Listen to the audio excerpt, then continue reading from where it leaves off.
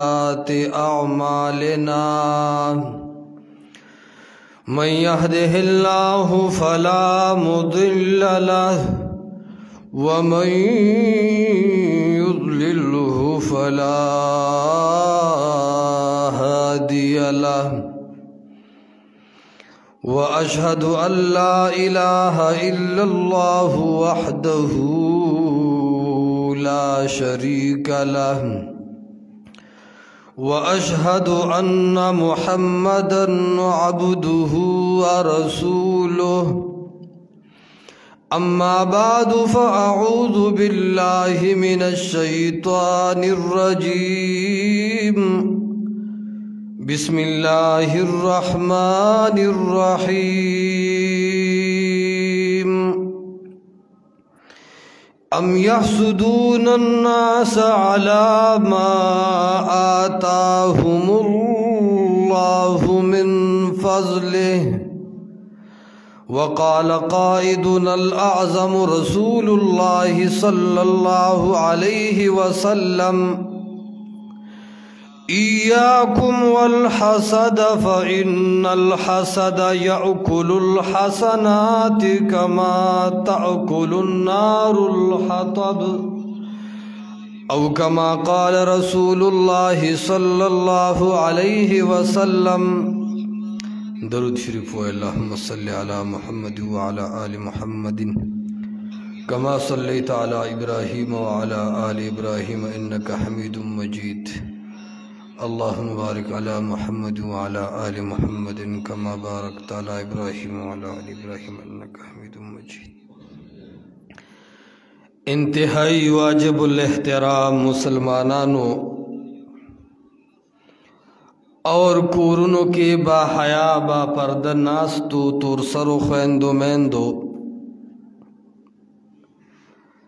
آیات مبارکہ کی اللہ رب العزت دا حسد او د بغض مذمت بیانی چه اللہ در تصدر کلل پاغی باندے رضا شا کمی چه ندی در کڑی پاغی صبر کوا او کم یہ چستا رور تا ستا گاونڈی تا و یو بل مسلمان تا ورکڑی دی د هغه د خپو د وهلو د پاره خپل جون مزایا کوا.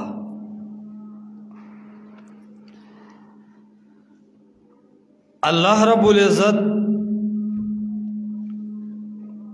د حسد مذمت او بدی ډیر بیانې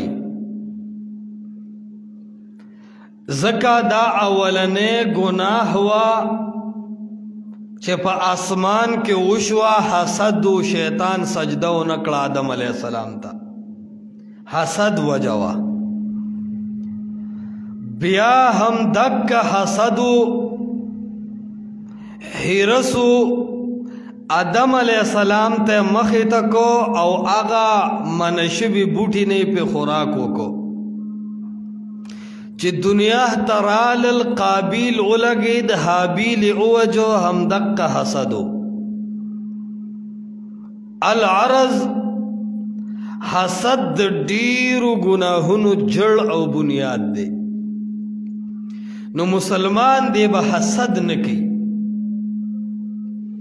دا پاس مشین چی کم دے کنا ما تا متوجہ دا چی کم دے کی دا مائک ورکڑے دے تی لوگ غند دا سے تاو کا ما طرف تا خو انتہائی کم چی آواز ختم نشی نو دا حسد مذمت او بدی اللہ رب العزت بیان کرے دا چی حسد دی مسلمانان خپل منس کے نکی بغض دے دا یو بل سر نساتی ظلم دے دا یو بل سر نکی لگی کم کدا سے ما طرف طرح او کلا چی بغض او حسد دا زیاد شی او مسلمانانو کی بغض عام شی نو ډیر گناہونه بیا د بغض او د حسد د وجه نه جوړیږي. تاسو نور تیز وای ما طرف ته داسې راته وکړه ما طرف نه واپس ما ته کمې کا دقسې چې اواز برابر شي بیا کښېنه چې دا شور ختم شي. نو به هر حال د حسد دا یو لوی د ګناهونو نه گناہ دے چې مسلمانان ورکه مبتلا دي. او حسد وی ستا اول خو مسلمان د حسد تعریف زدکی. علامہ نووی رحمت اللہ علیہ پر ریاض الصالحین کے د حسد تعریف کی هو تمنی زوال النعمت عن صاحبها چې الله په یو سړی باندې خوشحالي راوستي دا یو نعمت په کړې ده او ته دا غواړې چې د دنه الله والی دې ته وی حسد.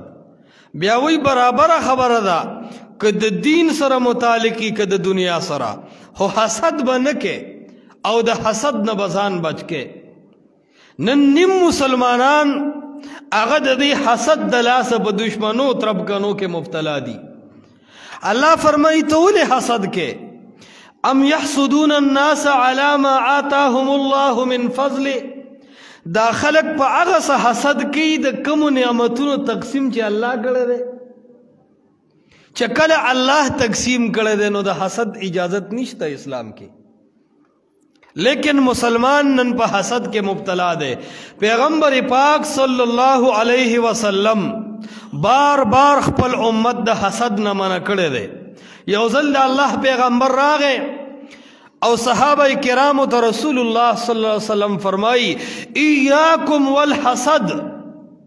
اے زما صحابو ځان بچ کې د حسد نه.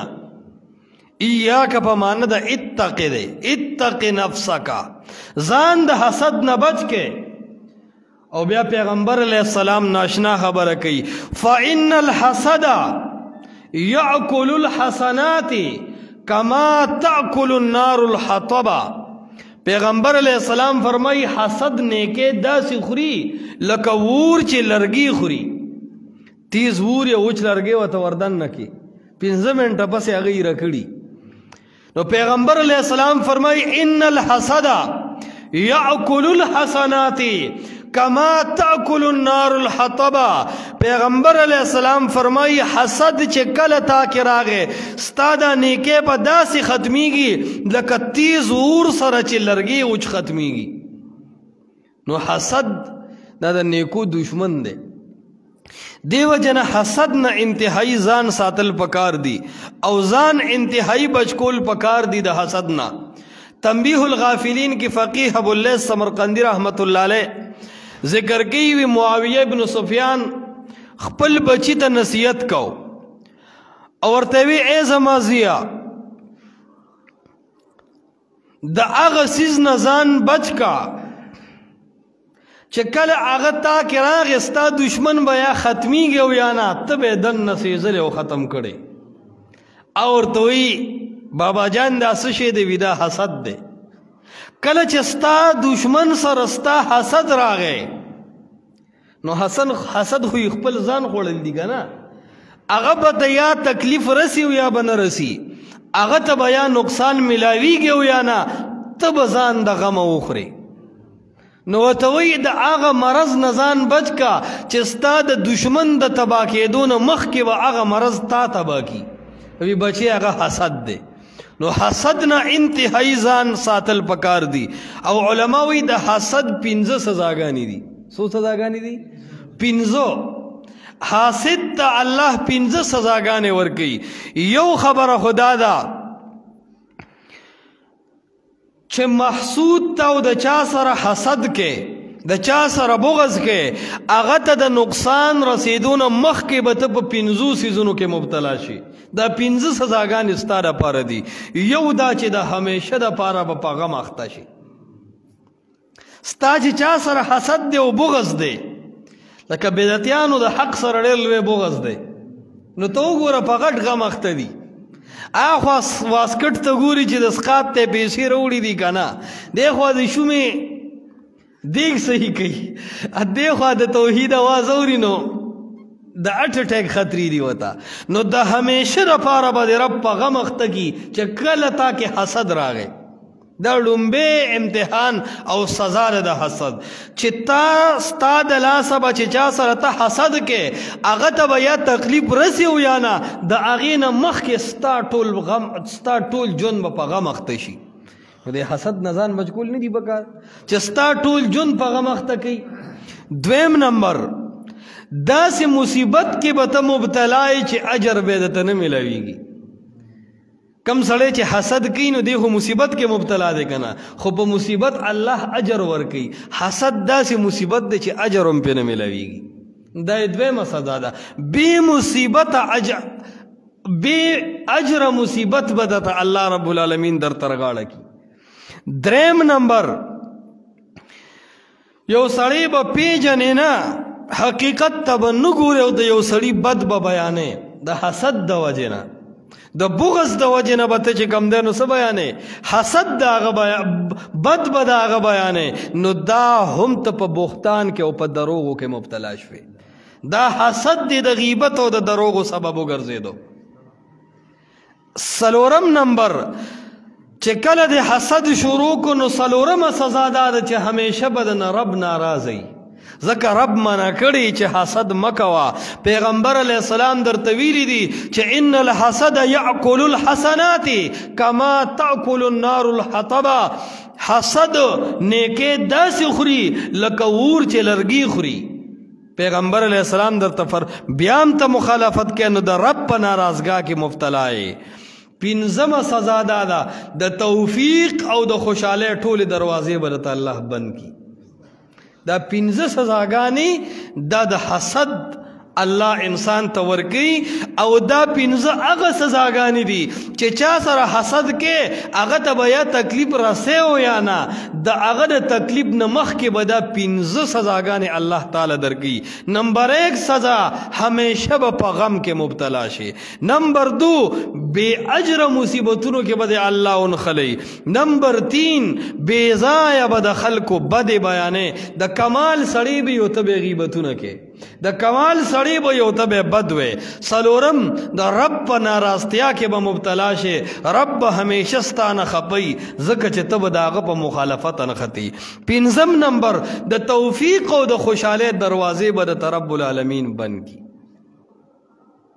دا د حسد انجام دی دیو جنا دا زړونه خپل صفا کې د دې زړونو صفایي وکړي حسدونه د دې زړونه لر کې دا حسد دې زړه دپاره داسې یو مرض دی لکه په سرمن کې چې کینسر راشي هغه ځای لر کوي که نه لر کوي ډاکټران وی کینسر دې سرمن ته لګېدلی دی لر کوه نور کار خرابوي حسد چې زړه ته ولګېدو هرې ګناه ته به دې مجبوره کوي ځکه خو رسول الله مبارک فرمایلو دې بدن کې د غوښې یوه ټوکړه ده که دا د غوښې ټوکړه سمه شوه الا وان فی الجسد لمضغه دې بدن کې د غوښې ټوکړه ده اذا صلحت صلح الجسد كله که دا بدن دا ټوکړه سمه شوه ټول بدن سم دی او که دا خرابه شوه ټول بدن خراب دی رسول الله مبارک فرمایل الا وهي القلب الا وهي القلب الا وهي القلب خبردار دا زړه دی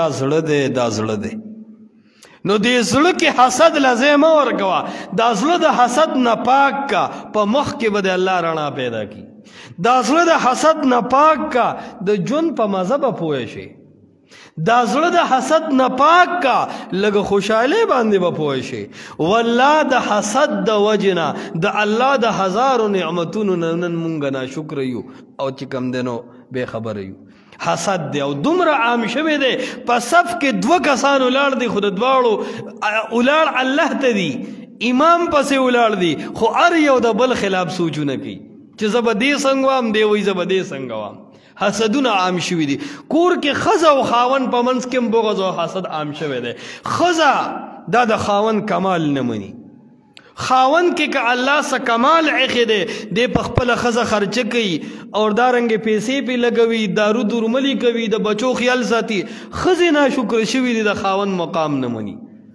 مشهوره خبره ده که نه وی سړی کور ته راغې عالمو نو ښځې ورته وایي چې تا خو هسې ځان له په اودسونو ډشین کو پلنکي بزرګ ته د خیال نه و ته بار ورته وې اوس هغه داسې تېر شو شنې جامې یې چولې وې په هوا الوتو تب هم وی چې زه میں بھی کچھ ہوں نا هغه ته الله دې غر کا کاغذ ومه کنه چې اوس په حوالو ته مې خزه کړې د خپې کاږي وږي کېدی ما چې دا شالې راغلی دی نو په هیڅ صورت د ښځه کمال نه مني څه غیب دا حسد دی چې د ښځې او د خاوند منځ ته راغلی دی او خاوند کې هم لوی غیب دی چې د ښځې کمال نه مني ښځه هم خپله ډنډهماري کوي دم حسد دی مشهوره خبره مې درته کړې وه که نه ښځې چې د خاوند ته داسې کړو وي او نو چا ورته وکتل نو داسې کړو ته خوارې خو خبره کوئ او خو ستا همیشه په دې ور کې دغه نیمګړې خبرې او ته خبر نه وي داسې راشه ده چې ته بس سیکل موټر سیکل ودرولی دی راغلی دی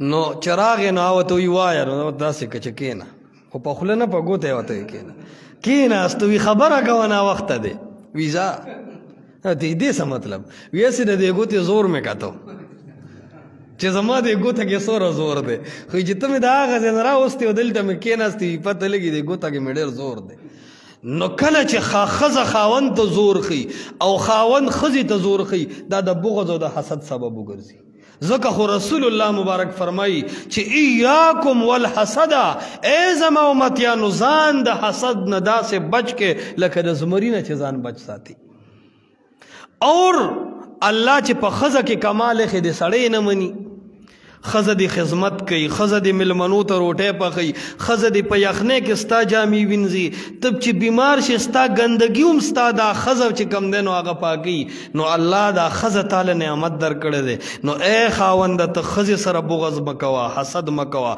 او ای ښځې ته د خاوند سره بغض او حسد مه کوه نو نیم ماحول نن په حسد باندې روان دی په بغض او په کینه باندې روان دی حالانکه حسد دا هغه ګناه و چې اول په اسمانونو کې کوم ګناه شوی دی هغه حسد دی رب العالمین بادشاہ ذات دی حکم یې وکړو چې کوم ځای کې آدم علیه السلام پروت دی په دغه طرف ټول په سجده شي بس د رب حکم چې کم طرف ته آدم علیه السلام پروتو هغه طرف ته ټولو خلکو سجده وکړه بدعتیان د استدلال کې وګوره قبر ته سجده جایز ده نه خو آدم علیه السلام ته قبر ته نه وه هغه وخت کې قبر و عقل هم څه شی دی خو د مشرک او بدعتي قوم نه الله لومبی خبره دی چې لکه پس نکره باندې سور د صلیبي کلیې جوړ کې په نکره باندې حرف ما داخل کې نو به دقسې ته الله عقل واخلي شرک ته شیطان لارې ګوري د شرک هره دروازه بندول پکار دي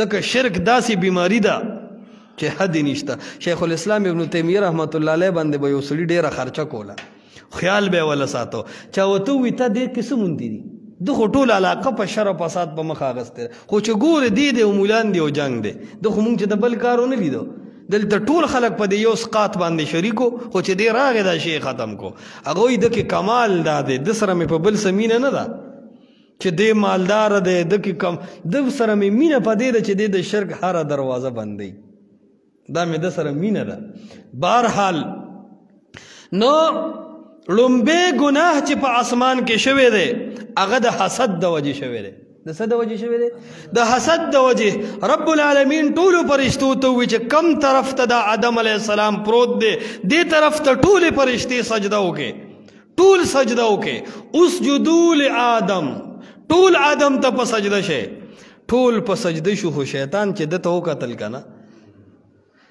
چې دې سړي کې کمال دی او د ده په اولاد کې به د توحید دایان راځي نو مخې واړو او فوراً الله ورته وایي ای آدمه ولې دې سجده ونه کړه ابلیسه ولې دې سجده ونه کړه د آدم علیه السلام ته نو هغه قیاس پیش کو وی الله انا خیر منه زه خو د ده نه غوره یم وجه خلقتنی من نار وخلقته من طین زه دې د اوره پیدا کړی یم او دې د خټې نه پیدا کړی دی وی اور د خټې نه غوره دی زه به آدم ته سجده کوم نو دا خبره هم غلطه وه چې خټه غوره نه ده اور غوره دی دا خبره په خپل ځای غلطه ده خو به هر حال مخې واړو الله رب العالمین ورته د حسد د وجې سزا څه وروله فاخرج منها فانک رجیم اوزه ته رټلې شوې وان علیک لعنتي الی یوم الدین تر قیامته پورې په تا زما لعنت دی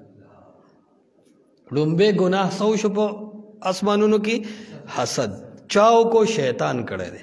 اوس چې دا مسلمانان رونه په خپل یو بل کې حسدونه کوي دا د شیطان رونه ګرځي. دا خو د شیطان هغه مرض ده چې ته ورکې کامیابېږي. او بیا په ځمکه چې مړومبې ګناه شوی دی نو هغه ګناه د څه شوی دی؟ عام د حسد د وجې نه شوی دی. د آدم علیه السلام 2 بچي وو، یو قابیل او بل حابیل. قرباني دواړو وکړه. هغه وخت کې د قربانۍ د قبلېدو به دا یو نشان و چې د اسمان نه به اور راغی هغه به یې وسېځله. نو د حابیل قرباني الله قبول کړه، د قابیل قربانی رب العالمین قبول نه کړه. نو دې رونو کې خپل منځ کې حسد پیدا کیږي. فوراً قابیل ورته وایي لأقتلنک، وجنم دې اوس دې پرېږدم نه. دا ولې ستا دا قبول شوه؟ هغه ورته وایي انما یتقبل الله من المتقین. تا خو د رب تقسیم دی بس چې چا نه قبلي. ای زما وروره دې کې خو زما څه ګناه نشته، ما خو ستا څه خلاف نه دی کړی، ما مه وجنه. او دا ورته ډېر وایي چې ته خو ما وجنې خو زه نه غواړم چې د قیامت په ورځ باندې زما لاس ستا په وینو باندې ککړي. داسې نه کوم. اکه قابیل ولګېده او حابیل باندې ګزار وکړو، هغې سره هغه راپرېوته او مړ شو. دا لومبې ګناه په ځمکه باندې وشو د حسد د وجې نه. نو حسد رونو لوی ناسور دی. زړه کې دا عزم وکړو چې بھائی زه به حسد د خپل رور سره نه کوم، زه به حسد د خپل ګاونډي سره نه کوم، زه به حسد د خپل خاندان والو سره نه کوم. نن نه به دا عزم کوو انشاءالله چې حسد انتهایی تباه کوونکی شیز دی. اور دې سره د مسلمانانو په منځ کې اتفاق او اتحاد چې کم دی نو هغه بالکل ختمیږي. علماء وی حسد بالکل نه دی جایز. که جایز وي په 2 سیزونو کې به جایز وي. اتبا چوته وي یو په دې کې حسد وکا، یا خو د حدیث معنی دا ده چې 2 سیزونو کې حسد وکا نورو کې مکوا، یا یې معنی دا ده چې حسد جایز نه دی. که جایز و دی 2 کې به جایز و، یعنی چې دی کې نه دی جایز نو اس چیز کې حسد نه دی جایز. یو دا چې یو سړي ته الله علم ورکړی دی، خو علم داسې علم نه چې صرف پټکې غټ دی، او علم صرف داسې نه چې جوبه چولې ده، بلکې علم دا دی چې د الله د توحید بیان کوي او رد د شرک کوي. علم دا دی چې بیان د محمد مصطفی د سنتو کوي او رد د بدعاتو کوي. نو وای داسې عالم ته وپسخېږه حسد وکړه چې کاش دا علم ما سره وي د پځې. نو یا خدا معنی ده د حدیث چې حسد مکوا ککینو د هغه عالم باره کې وکړه چې الله ښه علم ورکړی دی، داسې ووایه چې کاش دا علم ما سره وي. یا خود حدیث معنی دا ده چې حسد نه دی جایز. که جایز وي نو د علماو په دې علم به خلکو ته د حسد اجازت و. دویم هغه سړی چې الله هغه ته مال ورکړی دی او په طلبا او علماو دیندارو یې لګوي، مدارسو کې لګوي، ګاونډیانو باندې لګوي، غریبانانو باندې لګوي، یتیمانانو مسکینانو باندې لګوي. نو په دې کې حسد وکړه چې کاش ما سره داسې مال وي او د ده په ځای دا مال ما لګولې. نو یا خدا که حسد جایز وي نو په دې کې به جایز وي چې د مالدار سړي په ځای باندې به دا حسد کړی وي چې کاش دا صدقې ما کولې. یا خدا معنی ده د حدیث چې حسد وکې نو وکړه هغه چا پسې چې هغه خپل مال د الله لار کې لګوي، نو تم تکړه شه خپل مال د الله لار کې ولګوه. نو حسد نه مسلمانان به ځان ساتي. او نن د مسلمانانو د اختلاف، د مسلمانانو د جدایۍ او د مسلمانانو د کمزورۍ نن غټه وجه د حسد. دا غټه وجه ده چې مسلمان کې حسد راغلی دی نو کمزوري شو. په یو صف کې ولاړ دی خو نه لګي، په یو گاوند کې اوسي خو نه لګي، په یو کور کې اوسي خو نه لګي. دا شکر دی چې دا زړونه الله پټ ساتلی دي. که چرته زمونږ د دې زړونو الله کشایي وکړه او دا زړونه خلکو د یو بل ولیدل او دې زړه کې یا یو داسې خودکار آله او میټر راووتو چې په هغې د حسد دا کوانټیټي او مقدار معلومیږي او د حسد دا مومنټ او حرکت پې معلومیږي، والله چې د خلکو به د یو بل سرونه مات کړي. دا هم د الله فضل دی چې دا حسد د یو سړي بل ته په اسانه ښکاري نه چې د ده ما سره حسد دی. تا سره به سلام کوي او زړه به د ته تک تور دا غونډاني دا څنګه مسلمانی ده؟ سلام به کوي وروره اډر کوه خدمت کوه او زړه کې به دا چمان د حسد نښتي. دا نن منافقت او حسد یو بل سره تړلي روان دي. رور د رور سره ولاړ دی منډه او تړله ورسره وي خو زړه کې ورته دومره ډال ایښی دی چې کله به د سر وامه چې دا جایداد ماته پاتې شي، دا کور ماته پاتې شي، دا بزنس ماته پاتې شي، دا څیز ماته پاتې شي. دې څیزونو نن مسلمان تباه او برباد کړو. او دا حسد راوستی چا دی؟ شیطان. دې وجه نه د زړه صفایي کوئ. د الله کتاب اورئ او د الله کتاب ته کښېنئ، په دې د زړه صفایي کېږي، په دې باندې زړه صفا کېږي. او چې کلم درته شیطان حسد طرف ته دعوت درکړي فوراً اعوذ بالله وایې. ځکه د شیطان چې د کم مرض د لاسه په خپله تباه شوی دی هغه حسد دی. علما ذکر کوي نوح علیه السلام چې کله قوم ته ووایي چې الله عذاب راولي غرقېږي نو د هر جنس نه پکې یو جوړه کېناسته په کښتۍ کې، و یو بوډا ناستو. ګوره د اسرائیلي واقعات دي، څه په قرآن او سنت صحیح و سند ثابت نه وي خو یو ښه مفهوم پکې فروتي علما ذکر کوي. بهرحال نو و یو بوډا ناست دی او غلی هغه سره خپله جوړه ابې هم نشته. نو نوح علیه السلام ورته وکتل ورته بوډا څوک نو دی غلی شو. ورته وایي الوایه کني ښکته دې اوبو ته ولو.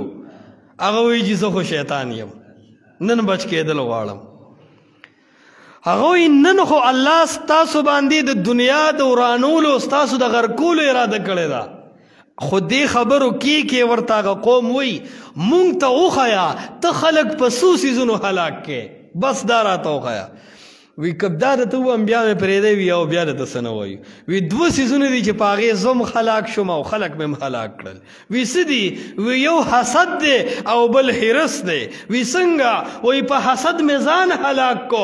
آدم علیه السلام غونده سړي سره مې حسد کو، هغه سره مې ښکر وو، تر قیامته په ما باندې لعنت شو، الله راوشړلم.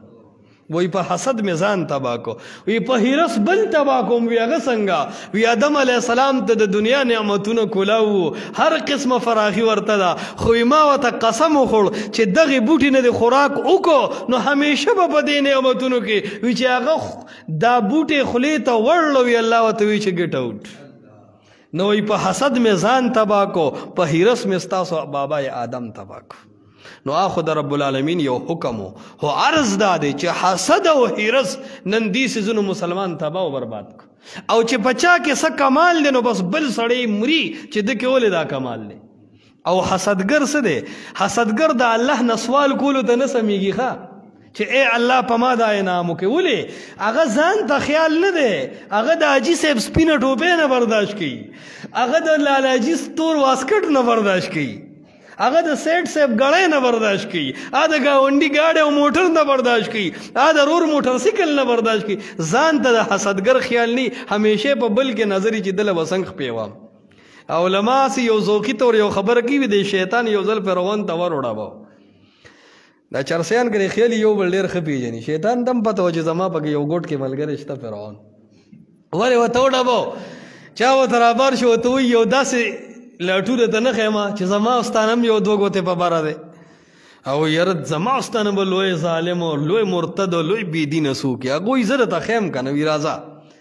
یو کس ته یې ور وډبه ډېر لرې لاړل. هغه ته یې ویې مونږ دوه فرښتې الله را لېږلي یو چې د دې ګاونډي څه سوال دی نو مونږ یې قبلو، تاسو وغواړئ الله یې قبلوي. حکم کوه الله دې سوال قبلوي. هغه ورته وایي بس زما خو غټ سوال دا دی چې د ګاونډي مې غوا راوستې را او 15 دړې پیدا یو ټیم کوي. بس دا سوال دی چې داسې دعا وکړي چې په دې غوا په غولانس کې دا غونډان راوخیږي. نو هغه ورته سترګه ووهله ما تا پې د بخلو یو که نه یو؟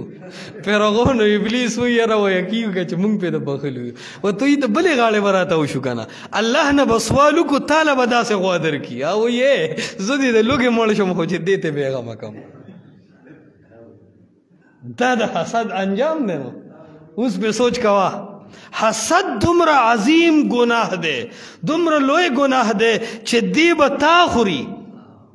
بل ترې خیال دی، ځان ترې خیال نه دی.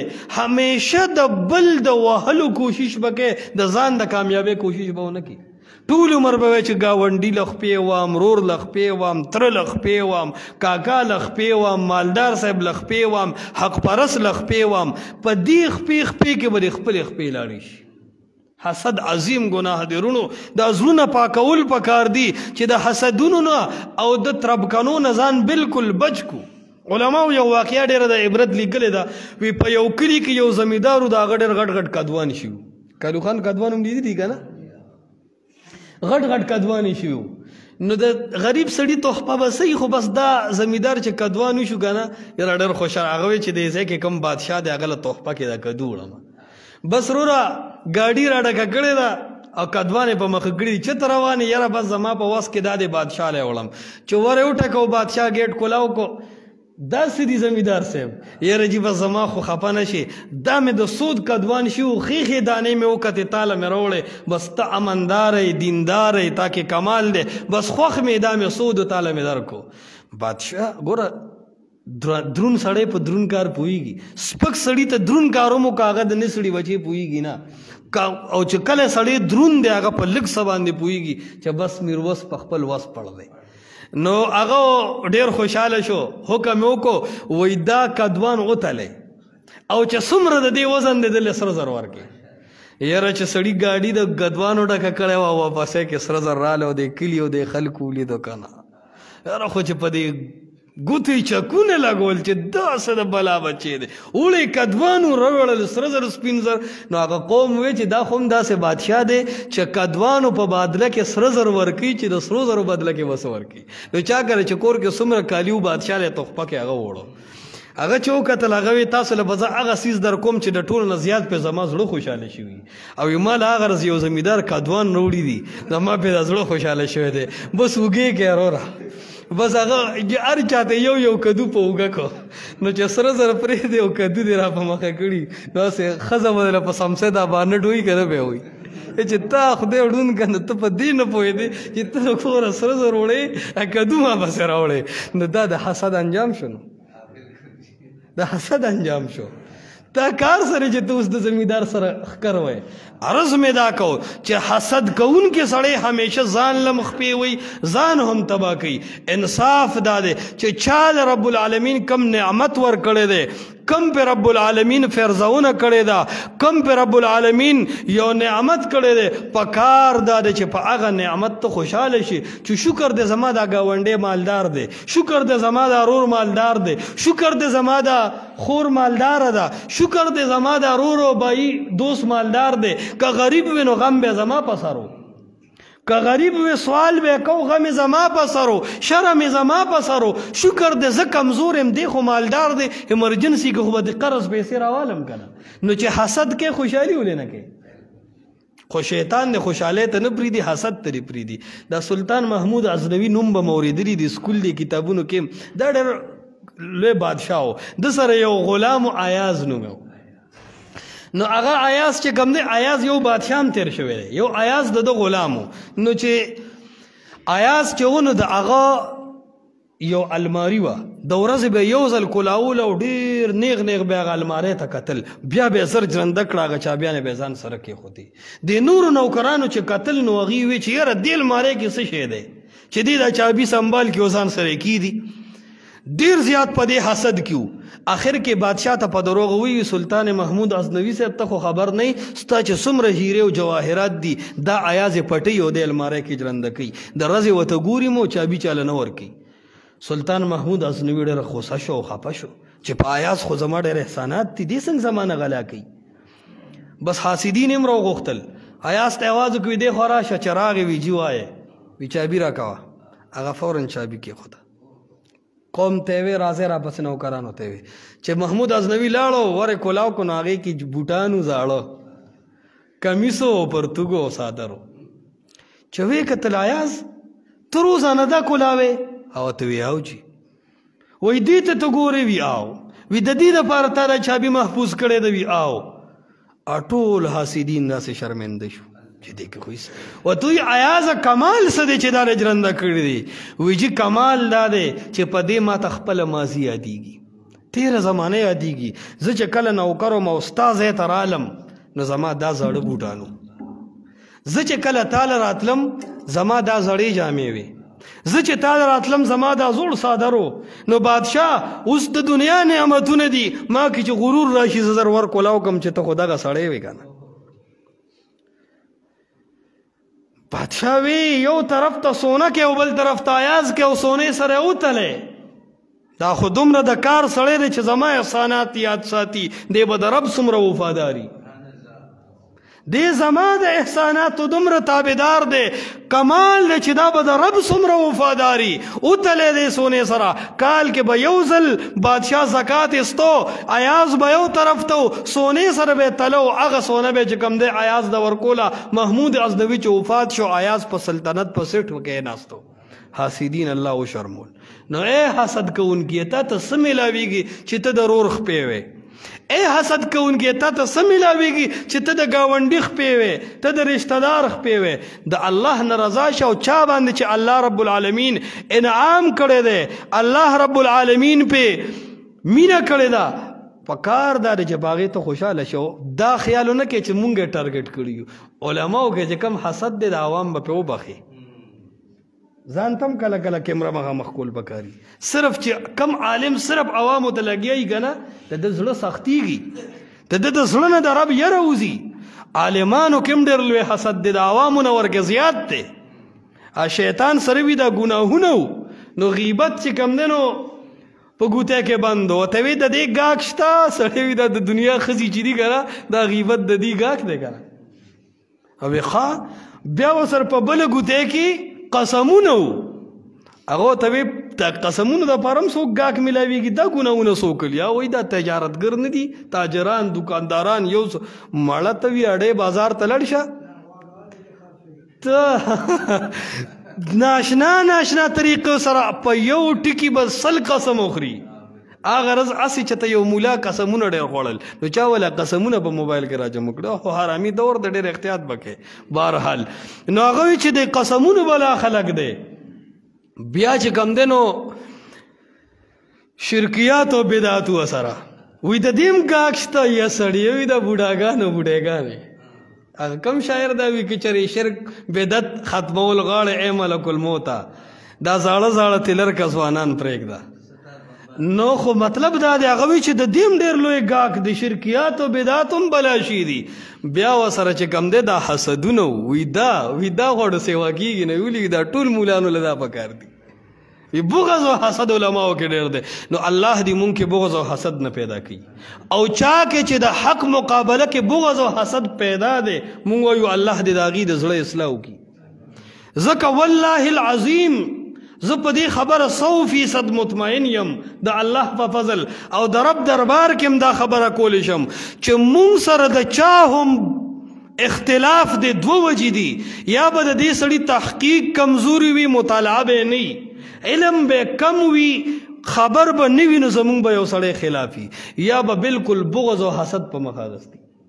ورنه د دلیل په میدان کې زما عام چیلنج دی تمامي دنیا ته چې د رورولۍ او د امن په ماحول کم در کې د کار مولا دی مونږ سره کېنوی، خرچه زما، ډوډۍ زما، هر چیز زما، د الف نه والې تر یا چې د زما په کومه مسله شک وي ته پې ګوتک ده انشاءالله ډومبې دلیل به د قرآن دویم به د حدیث.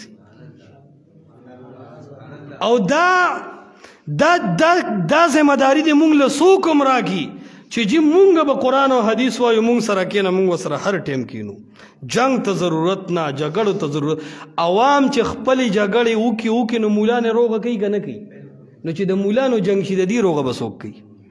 لعنت په هغه علماو شه چې مناظره کې هم د یو بل ښځه او لور یادوي، په مناظره کې هم د یو بل بېعزتي کوي. والله ما خو اهل بدعو ته صاف کر خطونه لیږلي دي، په دې الله ګواه دی چې کم در کې د کار علما دي او منطقیان او نحویان ورته وایي د امن په ماحول کې زی زما خرچه زما، کم در کې د کار مولا دی رامخې ته شه، په کم ټکي دي شک وي انشاءالله د قرآن او د حدیث نه به تازه مطمئن کوم. خو به هر حال که بیا هم زمونږ زړه کې بغض او حسد وي الله دې اول زما اصلاح وکړي، ځکه څنګه چې تاسو ته د اصلاح ضرورت دی دغسې مونږ ته ضرورت دی وایي دی جهنم ته به دا ډېر جهنمیان ځي خو چې کله دا علما لړ شي نو د عوام به حیران شي چې مونږ خو زه پردي وږي را پټ کړي نو جهنم ته راغلي یو پردی پولې ته مو کوداله نیولې و راغلي یو پردی شوتل مو هغې ته مو لور نیولې و را په مخه ما د سید عالم کاکا بوساړه په بړوالی وه ځکه راغلی ما دا بل نه ټانټې را یم مولوي صاحب تاسو چل کړی نو دا به ډېره د ناشنا خبري الله دې اول علما د جهنم د عذاب نه د حسد په وجه وساتي الله رب العالمین دې زموږ ستاسو اصلاح وکړي په قرآن و سنت اقول قولي هذا استغفر الله لي ولكم ولسائر المسلمين واخر دعوانا الحمد لله